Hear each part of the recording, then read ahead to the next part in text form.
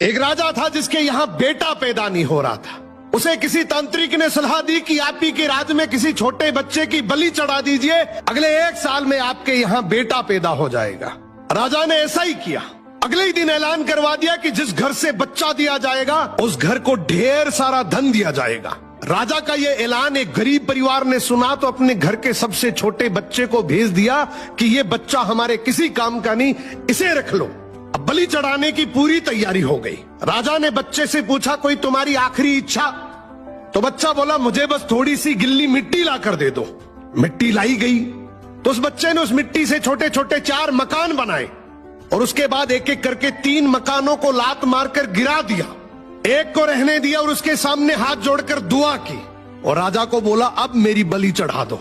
ये देखकर राजा को बड़ा अजीब लगा।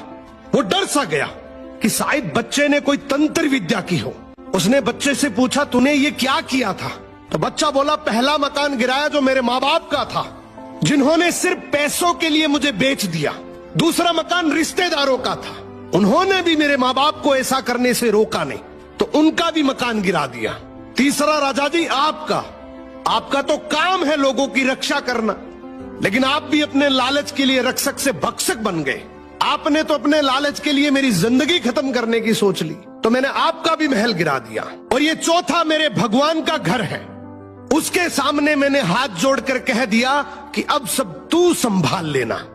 राजा ने बच्चे की बात सुनी तो आंखों में आंसू आ गए और गहराई से सोचा कि किसी हंसती खेलती जिंदगी को खत्म करके मुझे बेटा मिल भी गया तो मेरे किस काम का, क्योंकि मेरे राज में न्याय की भूल हो सकती है लेकिन उस ऊपर वाले की डायरी में गलती की कोई गुंजाइश नहीं।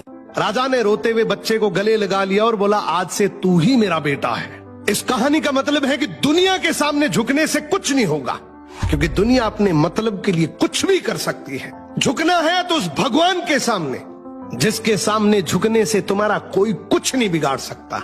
समर्पण करना है तो उस परमपिता परमेश्वर को करो।